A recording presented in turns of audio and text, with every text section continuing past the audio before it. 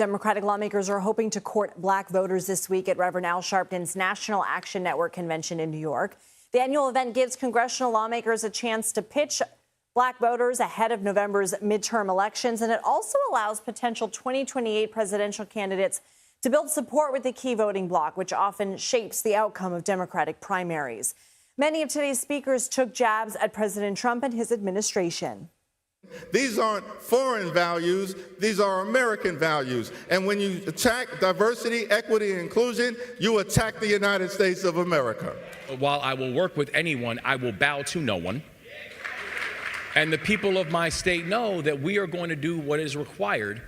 The bar has been set real low by the guy in office today. The most corrupt president in my lifetime. And that's saying something, because I was alive during Richard Nixon. Now you have a whole generation of very, very rich, empowered men right now that are kind of setting a standard for the rest of the country of what they can do without accountability. Who do you think that's going to affect the most going forward? Let's bring in Fin Gómez. He's CBS News' executive director of White House and politics and is at the convention. So, Fin, in 2020, former President Biden won 92% of the black vote compared to President Trump's 8%. But in 2024, Trump nearly doubled his support among the voting bloc, with only 83% of black voters supporting former VP Harris. Why did this group move away from the Democratic Party? Yeah, Lindsay, in part because in 2024, President Trump won an historic margin of black voters, the best the Republicans done in something like 50 years, primarily because of his position on affordability, right? Cost of living issues. That issue in itself is also prominent this cycle, and that's something we've been hearing a lot from the attendees here at this national convention that's bringing the largest cavalcade, also, Lindsay, that we have seen of potential Democratic presidential contenders. But when speaking to the attendees here and asking, what is galvanizing you to the polls? What is motivating you to vote this cycle? And they said, yes, there's been a lot of attention on Iran, but we hope the administration and those running for office focus more on domestic issues. Lindsay, take a listen. I think I want them to concentrate more on what are they going to do for the people, the U.S. citizens. That's what's really of the issue.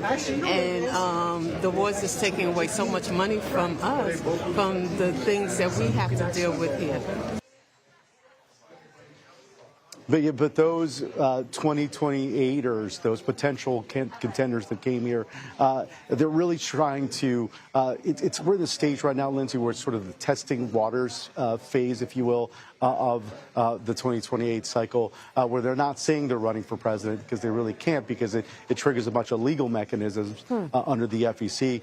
But they're also trying to galvanize and build themselves up before they make that ultimate decision. And we have been told by several of these potential contenders and their campaigns, their camps, that they will make that decision ultimately after the midterms this year, whether they're actually going to jump into the 2028 White House presidential aspirant poll, if you will. Okay, so we are seeing on our screen some images of some of the leaders of the party who are going to be speaking over the next few days, including former VP Harris. What are you looking at in terms of what she's going to say and anything else that you might hear from someone else?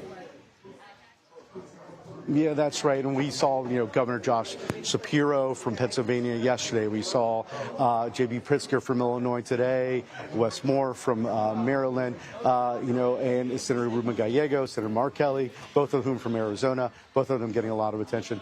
But the name we've heard the most, probably the biggest draw anecdotally from the people we spoke here, Lindsay, has been the former Vice President, Kamala Harris. One attendee told me that they believe that she deserves another shot of running for president. So that is the big draw here tomorrow. We'll see what she says, what story what issues she focuses on. But so far, that is really the person we've been hearing about the most. Lindsay. Fin Gómez, thank you.